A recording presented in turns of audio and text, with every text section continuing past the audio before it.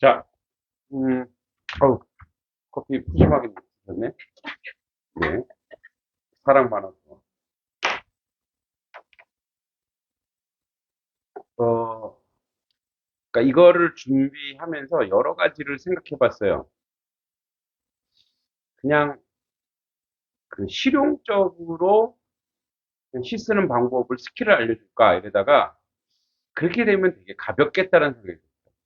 그래서 이제 조금 우리가 어렵지만 한 3시간 정도는 이론을 해야 되겠다. 아, 그리고 이제 저 마지막에는 쓰기는 할 거예요. 실습을 하긴 다 할 건데, 그래서 오늘 그 정한모 선생님의 글인데, 여기 이제 대학의 이제 전공자들이 이제 현대시 전공하는 그런 친구들이 이제 뭐 1학년 때나 2학년 때 전공 분야에서 조금 다루는 내용인데 어렵지 않아요. 어렵지 않고 우리나라 시가 이렇게 흘러갔어. 그러니까 우리나라 시, 현대시, 그러니까 우리나라 시가 가지고 있는 의미를 모르면 내가 지금 쓰고 있는 시가 이렇게 뿌리도 없고 족보도 없고 뭐 근거도 없고 이렇게 돼버려서 그 우리 이제 우리나라의 그 왜 우리 역사가 되게 중요하잖아요. 그 역사가 그렇게 중요한 이유는 역사를 모르면 그 우리도 이제 우리 뭐 우리 조상, 우리 부모님을 알아야 되듯이 시에도 그런 역사가 있어요. 그래서 이제 거기 보면 첫 번째 표현에 이렇게 돼 있죠. 자, 한국 현대시 개관, 시의 역사와 분파 해설. 그러니까 이제 분파가 엄청 많아요. 근데 뭐 다 다룰 수는 없지만 이게 시에서 어떤 의미와 어떤 역사를 가지고 있는지를 좀 공부할 필요가 있는데 그래서 이제 첫째 시간으로 한국 현대시 개관 정한모 선생님의 글이에요. 이제 잘 돼 있어서 자 한국 현대시는 비시적 역사라래. 자, 첫 번째에 나오는 말이 되게 독특하죠. 뭐라 되냐면 시적 그 시적 상황이 아니었다는 거예요. 그러니까 한국 현대시는 시를 쓸 수 있는 그런 상황이 아니었다라는 뜻이에요. 그래서 비시적이라 그래요. 이게 무슨 말인지 설명해 줄게요. 오늘 뭐 이거 그 이게 이제 무슨 우리가 수업해갖고 성적 매겨서 점수 하는 게 아니잖아요. 그러니까 우리는 이제 이거를 상식적으로 알아둬야 되는 그런 부분이라서 볼게요. 자, 첫 번째 그 밑줄 쳐볼까요? 비시적이래요. 비시적. 제가 오른쪽 팔이 좀 아파요. 그래서 잘 못 쓰는데 이해해 주시고. 자, 비시적 한자 보면은 안일비예요. 그죠? 예. 안일비. 무슨 말이냐면 우리 현대시는 시를 제대로 쓸 수 있는 역사적 환경이 아니었다 이런 뜻이에요.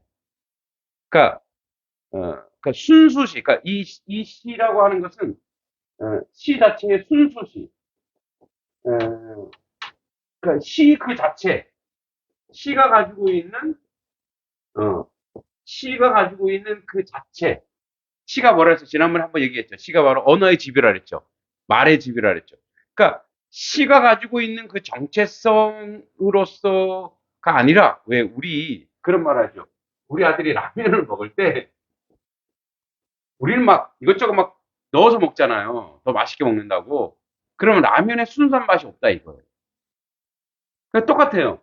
우리가 시가 가지고 시의 순수성, 시 그 자체, 시학, 시 그 자체를 현대시라고 했을 때, 우리 이제 현대시라고 했을 때, 그 전에 근대시, 이제 뭐 뒤에 나오면 창가도 나오고 여러 가지 나오는데 그 순수한 우리 현대시로 오려고 할 때 무슨 일이 벌어졌어요? 일제강점. 예. 그러다 보니까 뭐예요? 일제강점하에 그러니까 민족적으로 암울한 시기란 말이에요.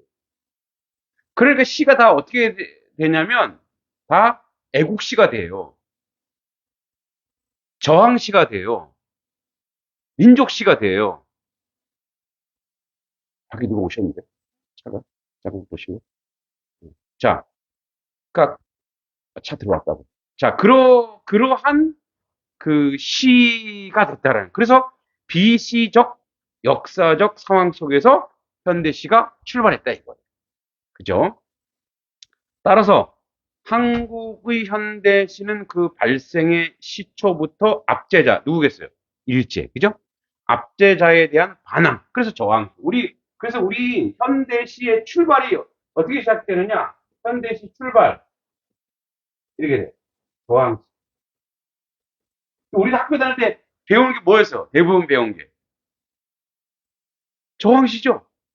예, 뭐 이육사의 광야, 어, 뭐 윤동주의 별에는 밤, 그 현대시. 예, 다 저항시. 예, 예. 그 시가 되게 슬프고 힘들고 아프고 그 중에 하나 둘 신나는 시가 있긴 하나 고통과 아픔과 이런 게 말. 그래서 그렇게 시작할 수밖에 없었어요. 근데 이제 여기 저항도 있지만 어떤 것도 있어요. 포기도 있단 말이에요. 포기. 그죠? 아유. 그러니까 친일파를 얘기하는 게 아니에요.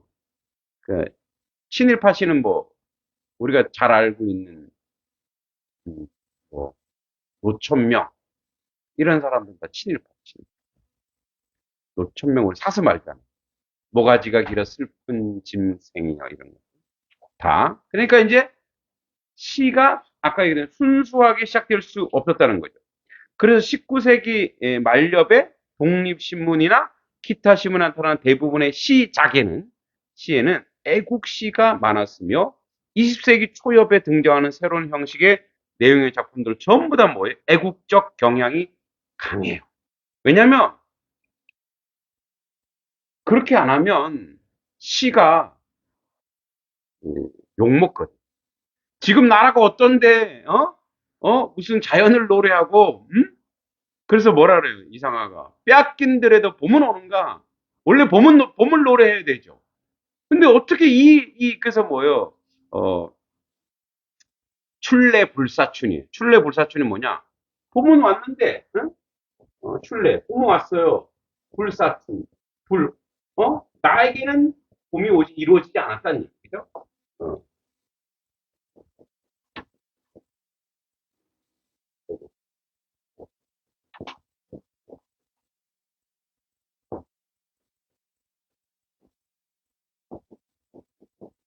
자, 나에게는 봄이 완성되지 않았다는 얘기.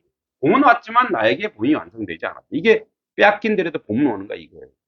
그러니까 순수하게 자연을 노래하고 아름다움을 노래해야 되는데 뭐예요? 이런 거를 얘기할 수밖에 없는 그런 시적 상황이었다. 이런 얘기예요. 그래서 이 당시의 시의 전문성 여부는 별로 문제가 되지 않았어요. 시가 뭐 일이 문제되지 않았고 그냥 오히려 민중을 뭐 하는 시인은 그래서 민중을 뭐예요? 계몽하는 사람이죠. 예, 계몽. 예? 민중을 일깨우는 사람. 그래서 그 당시에 계몽은 뭐예요? 독립의 독립. 우리가 이렇게 무지렁하게 살아서는 안 된다.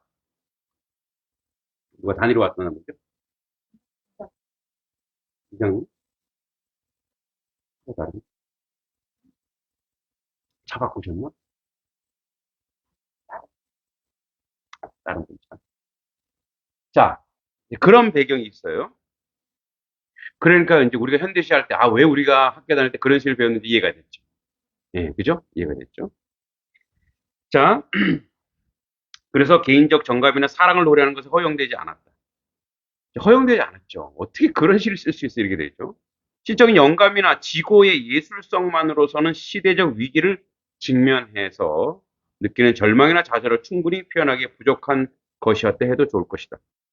그런데 우리가 그러면 시를 문학이나 예술성이 떨어지는 나라냐? 절대 그렇지 않더라. 그래서 이제 우리 고전 시가를 볼게요. 한국은 5세기 이전에 이미 훌륭한 시가를 갖고 있었다. 신라태, 신라태 시가 있어요. 그 신라태 시, 향가라는 시. 향가. 근데 이 향가 여러분 들어봤죠? 학교 배웠죠? 자, 이 향가는 뭐냐? 고향 향자. 노래 같아요. 향가. 고양이 노래예요. 고양이 노래. 칠라테 향가가 균여전이라고 하는 곳에 지금 남아있는 거예요. 균여전의 11수. 그 다음에 한국 사기죠? 한국 사기의 14수. 그 지금 남아있는 게 25수예요. 근데 이제 왜 향가냐? 사실 이게, 이 안에는, 신라에는 4대 사상이 들어있어요. 4대적. 그러니까 4대적 사상이라는 게 뭐냐면 이런 거예요. 중국의 한자를 차용했어요.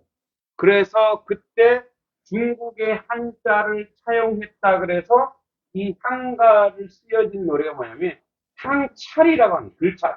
이게 글찰이에요. 향찰이라는 노래예요. 향찰. 그러니까 향가는 향찰이라는 노래로 썼는데 이 향찰이 뭐냐? 중국의 한자를 가지고서 우리 표현에 맞게 썼어요. 그래서 그게 향가예요. 향가. 네. 향가. 또 고려시대에는 고려가요. 예. 그죠? 그리고 조선시대에는 시조.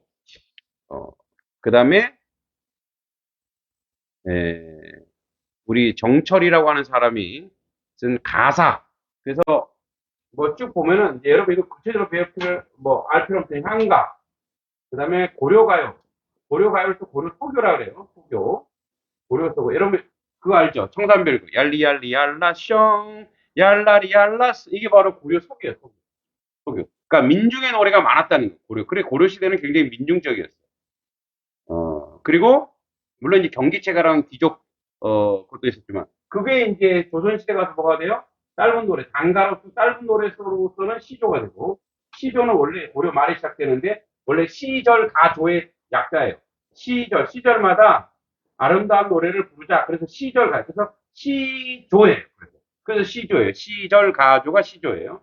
시조. 또 장가로 뭐가 되느냐? 장가. 긴 노래로 가요. 우리가 요즘 가요 하죠. 대중가요. 그 가요가 바로 조선시대에서 왔어요. 뭐 송미인곡, 삼미인곡 이런 거 다 가요예요. 그러니까 이렇게 아름다운 노래들을 많이 불렀더라 이거예요, 우리가. 우리가 이제 이렇게 문학성이 떨어지는 나라가 아니라 문학성이 뛰어났다. 이 얘기를 쭉 하고 싶은 거예요. 그래서 이제 형식적인, 그러니까 시에 이제 형식미를 뒀다. 그래서 여러분 우리 그 시조 형식 잠깐 얘기해 볼까요? 우리 옛날에 한번 배웠죠. 학교 다닐 때 배웠죠. 시조는 몇 장이라 했죠? 3장. 6구. 몇 자 내죠? 45자 내외. 그죠? 그래서 어떻게 돼? 3장, 소장, 중장, 공장. 그죠? 항상 세 줄 있죠, 세 줄. 그리고 뭐 6구. 6구니까 뭐예요? 하나, 둘, 구. 이제 한 줄에 두 구가 들어가는 거죠. 구라고 하는 것은, 이제, 이런 거예요. 태산이 높다 하되, 여기 항구예요, 항구. 하늘 아래 메이로다. 자, 태산이 높다 하되 하늘 아래 메이로라는 한 문장이죠. 근데 요걸 중간에 쉬는 게 있어. 쉬는 걸 한 구라 그래. 구. 그래서 두 구. 그래서 육구죠, 육구. 그래서 태산이 높다 하되 하늘 아래 메이로다. 그죠? 한 줄에 두 구가 들어가요. 그러면 이게 이제 초장이에요, 초장. 그리고 중장, 종장. 그리고 45자 내외로 해라. 45자 내외로. 그리고 종장의 첫 음절. 이 종장의 첫 구절은 반드시 3음보로 해라. 그래서 뭐 세자, 3음보 세자죠.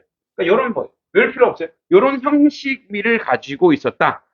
예. 그렇게 이제 우리도, 이렇게 시에 대해서 아주 뛰어나다. 이 얘기를 하고 싶은 거예요. 그러니까 이걸 다 외울 필요 없어요. 그런데 이제 뭐예요? 개화기에 들어서면서 어떤 일이 벌어졌다? 일제강점하에 개화 노래. 그러다가 개화 가사들이 있어요. 개화 가사. 창가. 여러분 창가 들어보세요. 창가. 예, 창으로 노래하는 건데 이건 뭐냐? 민요를 노래로 바꾸고 이게 창가. 이런 창가들이 유행했어요. 그러다가 이제 현대시로 넘어오는데 현대시로 쭉 넘어와요. 그래서 3페이지 볼까요?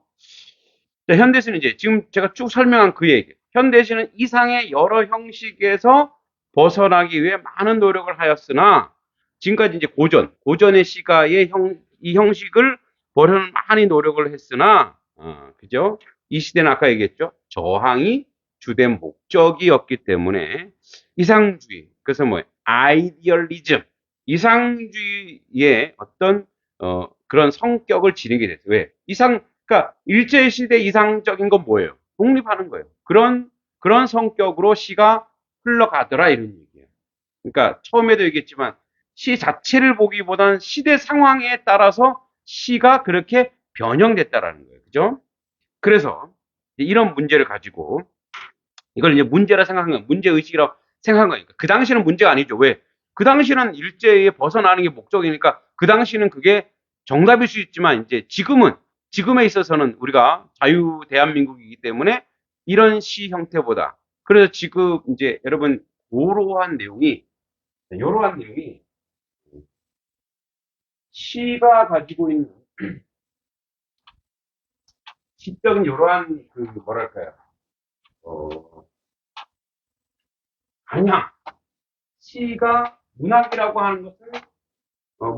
하는 것은 시의 이런 발향이 저항시로 갔잖아요. 일제에 대해서. 그러다 이게 여러분 이제 군사정권에 오면서 참여시가 돼요. 참여시. 이 참여시가 저항시 똑같은 거예요.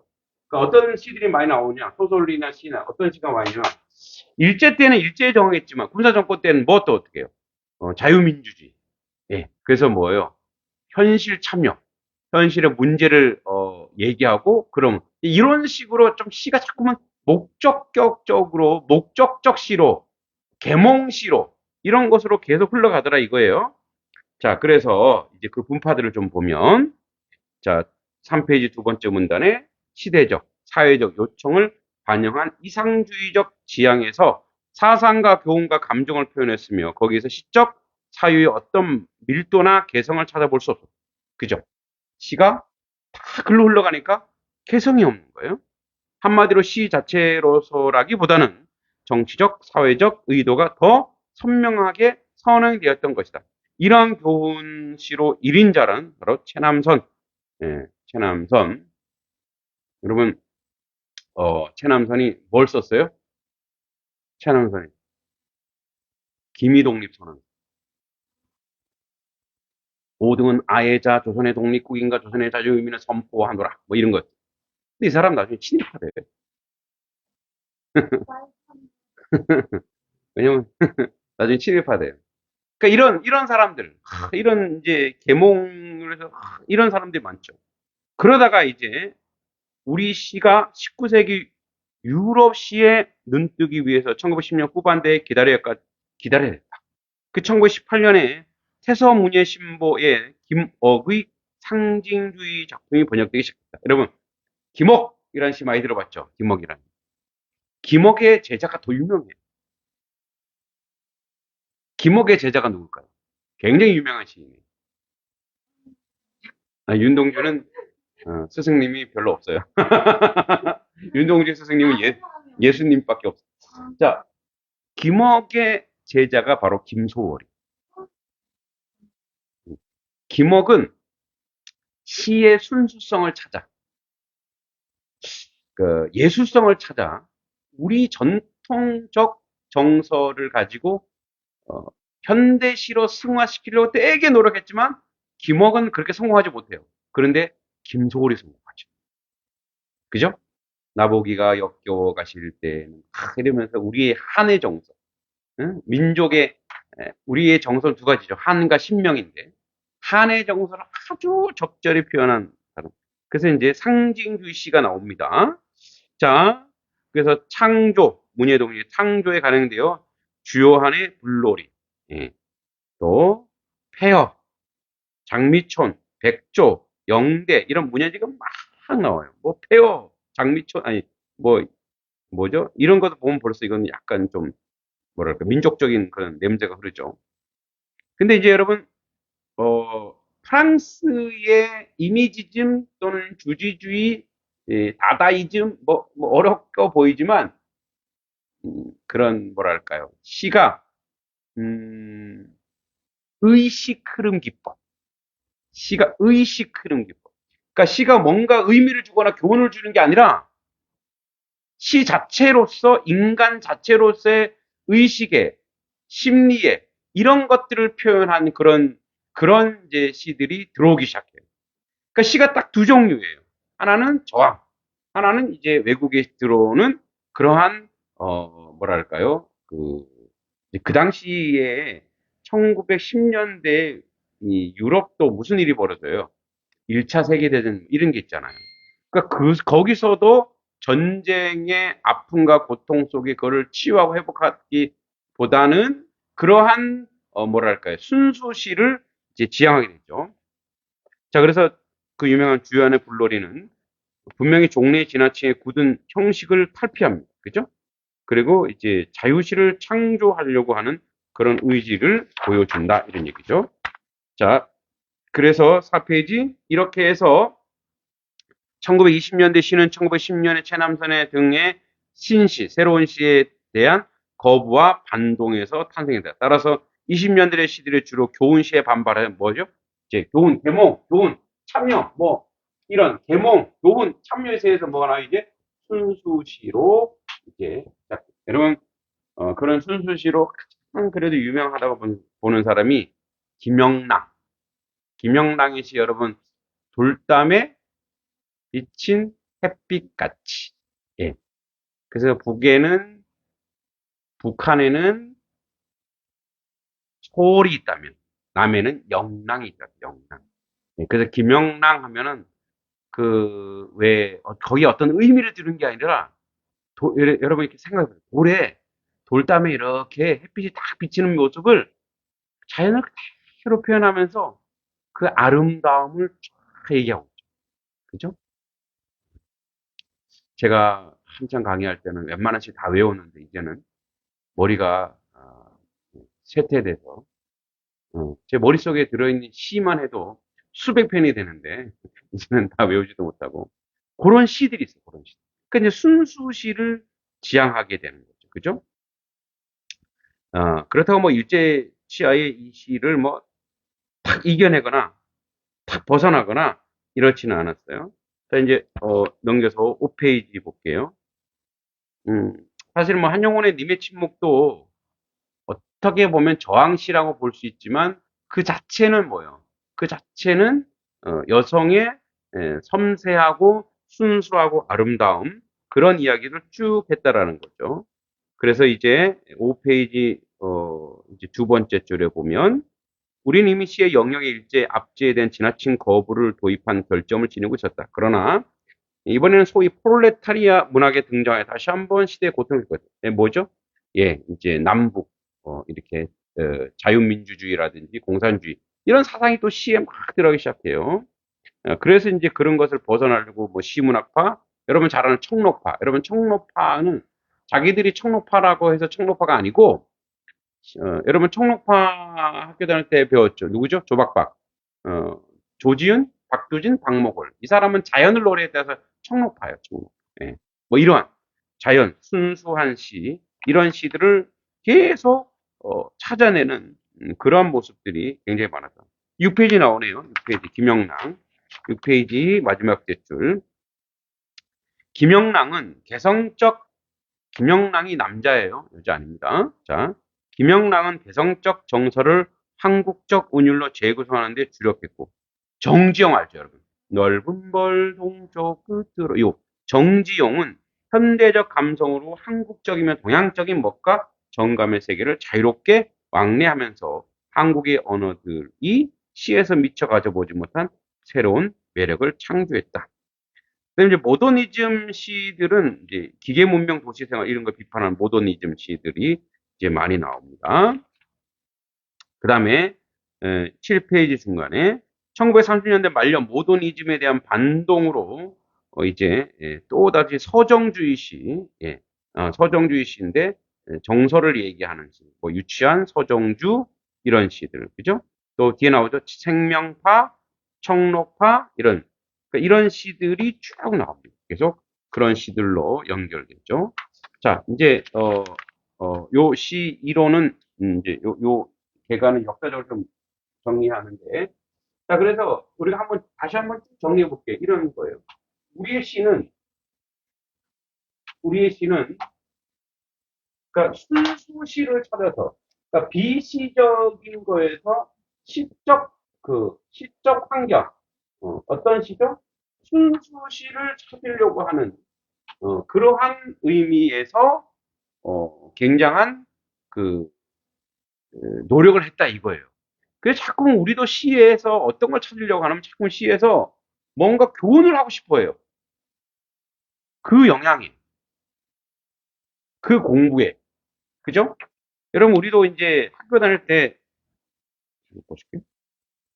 학교 다닐 때 시를 공부하고 시에 대해서 자꾸 얘기하려고 하면 뭔가를 이렇게 시에다가, 시에다가 뭔가를 자꾸 주고 싶은 거예요. 의미를 자꾸 부여하고 싶은 거예요. 그리고 우리가 이제 학교 다닐 때 여러분 시를 얼마나 해석을 많이 했어요. 막 쪼개고 분석을 막 해석하다 보니까 그러니까 시 자체로서의 순수함, 아름다움, 그 이제 그걸 유미주의라 그래요. 유미주의 또는 미학적인 그러니까 이러한 것이 아니라 자꾸 거기다가 뭐 뭔가를 감동을 선사하거나 뭔가를 내용을 넣어야 시가 시다워지는 것처럼 그러한 그 부담이 우리에게 있다. 그래서 우리는 시를 쓸 때 첫째 이제 우리는 아, 시의 여러 종류에 따라서 자 여러분 시의 종류에 따라 주정시, 주지시, 주의시 이런 거 들어봤어요? 보통 시가 주정시예요. 그러니까 주된 것이 감정, 정서다 이거예요. 응? 정서. 주지시는 시의 주된 흐름이 지식이다 이거예요.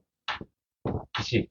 주의시는 주된 흐름이 의식적이다, 계몽적이다 이런 얘기예요. 그러니까 우리는 여기나 특히 여기에 많이 시를 썼다 이거예요. 우리 선조들이 어쩔 수 없었죠. 일제시대, 뭐 남북의 분단, 또 산업화, 기계화, 뭐 이런 거예요. 주지시는 뭐냐면 철학적인 철학. 시에 자꾸 어떤 철학을 듣고. 누가 김춘수의 꽃 연애 편지할 때 많이 쓰는데 그 꽃은 굉장히 어려운 시예요. 응. 내가 그의 이름을 불러주었을 때 이 존재력적 성찰이거든. 이런 거예요. 시를 뭐 되게 어렵게 썼어요. 그러니까 대부분 이제 서정시 계층이 주정시예요. 그러니까 시라고 하는 것은 1차적인 게 뭐냐면 시가 보는 것, 듣는 것, 맛보는 것.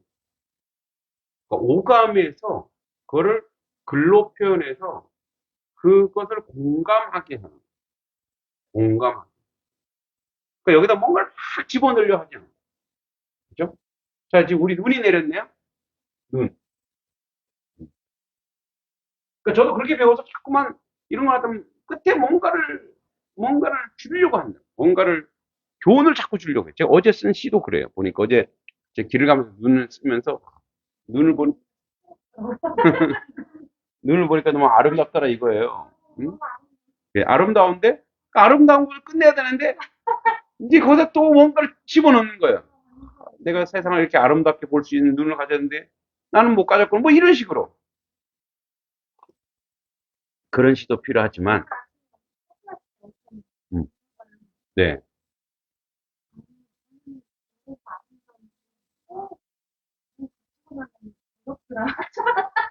그러잖아요. 그럼 무슨 작품? 그래, 맞아. 근데 어려워. 왜 그러지? 군대를 갔다 온 모든 사람들은 군대를 갔다 온 모든 사람들은 하늘에서 내리는 쓰레기라 그래요. 아, 눈 치워야 돼. 아, 예. 치워야 되고 또 운전하는 사람 미끄럽고 그러니까 하늘에서 내리는 쓰레기 치우러 간다. 예. 근데 이제 그건 뭐예요? 눈을 시적인 것을 보지 않고 현실적인 것으로 보니까 그런 시를 현실 참여시라 그래요. 현실의 문제를 대두하는 거. 그래서 어떤 시는 백색 계엄령이라. 계엄령이 뭐예요? 군사를 동원해서 뭔가를. 그러니까 눈이 내리는 거는 백색 계엄령이다. 눈이 오면은 이제 뭐 미끄러지고 뭐 자빠지고 하니까 그죠? 우리는 이제 거기까지 심각하지 말고 예. 그러니까 우리는 눈이라는 것을 가지고 그냥 눈 자체의 그 아름다움 그것을 한번 표현해보자, 이거. 눈을 가지고. 그러니까 이제 우리가 눈이 아름다운 건 뭘까요? 왜 눈을 아름답다 그럴까요? 예. 근데 누가 순서가 깨끗하대요? 하얀색. 그쵸, 이게 상징이에요. 예, 보편적 상징. 예. 천사는 검은색 안 하잖아요. 다 흰색. 그죠? 검은색, 그러니까 뭐냐면 보편적 상징성이 있어요. 비둘기 하면 뭐죠? 평화. 예. 뭐, 그런 거예요. 푸른색 하면 뭐, 젊음. 이런 이제, 이런 상징, 우리도 모르게 그런 상징화를 교육받는데, 어떤 데는 이 상징을 뒤집는 경우도 있어요. 이 상징을 뒤집어서, 그 보편적인 것을 깨고, 되게 역설적으로 보기도 하죠. 그러나 이제 우리는 보편적인 거 가보자 이거예요. 자, 눈이, 깨끗하고 아름답죠. 이제 눈을 바라볼 때, 먼저 아름답다는 건 뭐 흰색이 흰색, 그죠? 그래서 만약에 깨끗하고 아름답다라고 하는 그런 표현들을 한번 써볼 수 있죠. 흰눈이니까 어떻게 해요? 흰색, 아름답다. 아름답다와 연결되는 거 보세요. 흰색에 아름답다. 흰색에 보석 보면 아름답다. 귀하고 아름답죠. 흰색의 보석. 그죠? 그리고 이 보석은 그게 되게 귀하지만 이 흰색의 눈은 그냥 내가 지금 이렇게 만끽할 수 있잖아요. 흰색, 이 보석을 항상 내가 만끽할 수 있는 거야. 그러니까 이 보석은 뭐야? 누구든지, 누구든지 이 보석을 소유할 수 있다는 거죠. 누구든지 가질 수 있는 하늘의 선물. 그러니까 이렇게 쓰는 거예요. 어? 예. 그러니까 눈은 흰색의 보석이요. 누구든지 가질 수 있는 하늘의 선물이다. 그럼 눈이 나한테 뭐가 되는 거야? 그냥 선물이 돼. 이런 식으로. 이거 뺏기지 말고. 여러분들이 이제, 여러분들이 길게 안 써도 돼요. 짧게, 짧게, 눈이라는 주제로 한번 시를 쓰는데 뭐죠? 그냥 아름다운 표현하세요. 그러니까 주제는 뭐냐? 그냥 눈에 대한 그냥 아름다움을 그냥 표현해 보세요. 자, 시작. 네, 하라고. 눈에 대한 그냥 아름다움만 표현하세요. 자, 이런 거.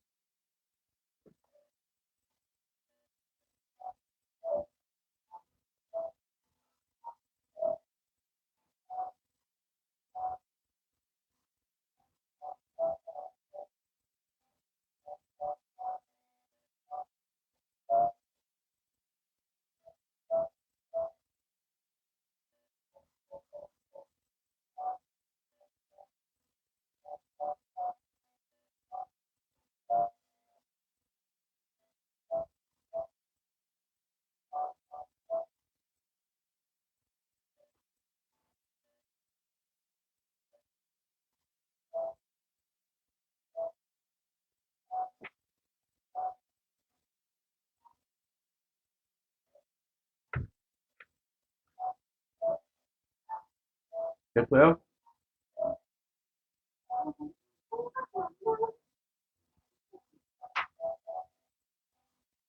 편하게.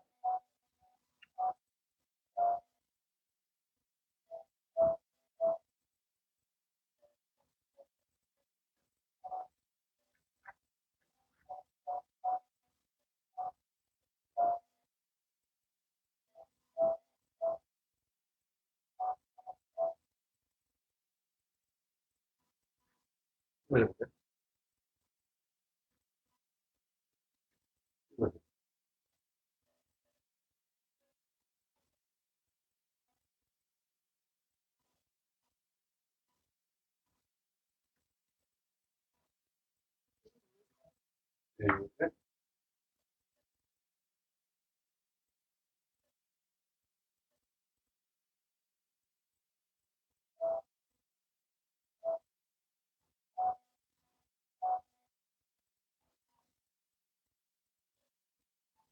눈, 하늘에서 고요히 내려와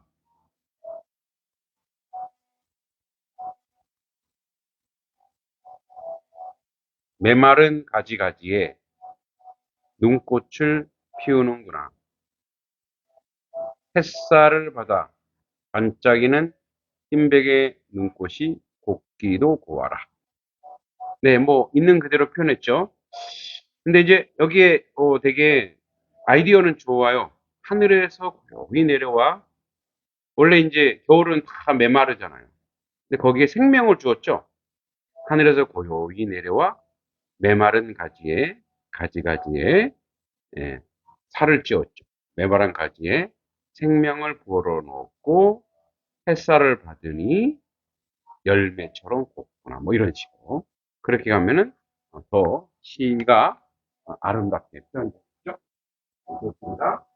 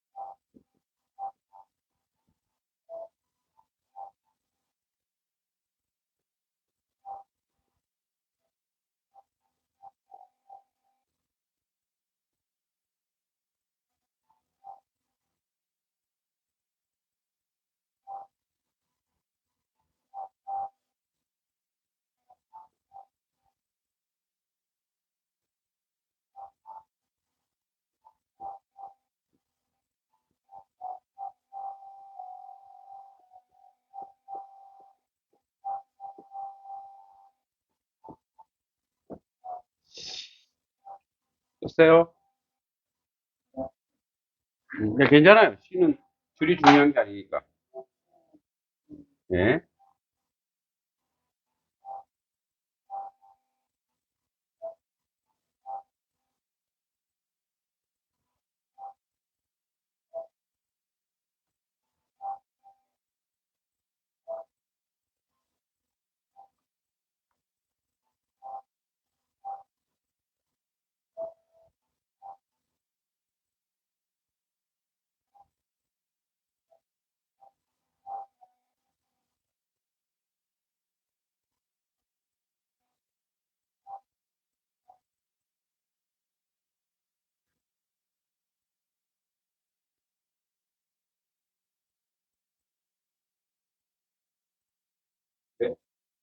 마지막 거? 예. 자, 하늘에서 본 세상이 불공평해서 눈이 공평하게 여백을 채우듯이 나뭇잎 지붕 위 틈, 돌틈 내 머리 사이에도 내린다. 오. 자, 이 안에는 상처가 보인 시에서. 시에서 아픔이 보이는데 그 아픔이 드러났잖아. 이 시는 시를 쓴 사람을 치료한다. 하늘에서 본 세상이 불공평한 거야. 그래? 그럼 내가 치워줘. 그것을 공평한 것으로 모두가 다 하얗게. 그러니까 눈이 없으면 높고 낮은 게 있지만 눈이 있으면 다 똑같잖아. 예. 너무 좋은 시. 예. 근데 그거 그러니까 너무 좋은 시. 요거 다음 주에 다시 써갖고 가져오는 거예요. 자, 저도 한번 써봤어요. 밤 별들이 땅에 빛이 되려고 너나 없이 낮고 낮은 곳으로 하얀 점선으로 곱게 내린다. 그래서 저는 밤에 별이 뜨잖아요. 그 별을 별이 눈이 되어서 이 세상에 밤하늘의 별은 밤하늘을 빛나게 하잖아요. 근데 이 땅에 빛을 내게 하죠. 이 땅을 환하게 밝혀주려고 하늘 높이 있어도 되는데 자기를 떨어뜨려 겸손으로 이 땅에 아름답게 내려. 그러니까 이렇게 낮아진다고 겸손하다고 하는 것은 참 아름다운 것이다. 뭐 이런. 그러니까 사실은 좀 예수님을 생각했어요. 예수님이 이 땅에 내려오셔서 평화를 주시는 거니까. 너무 좋습니다.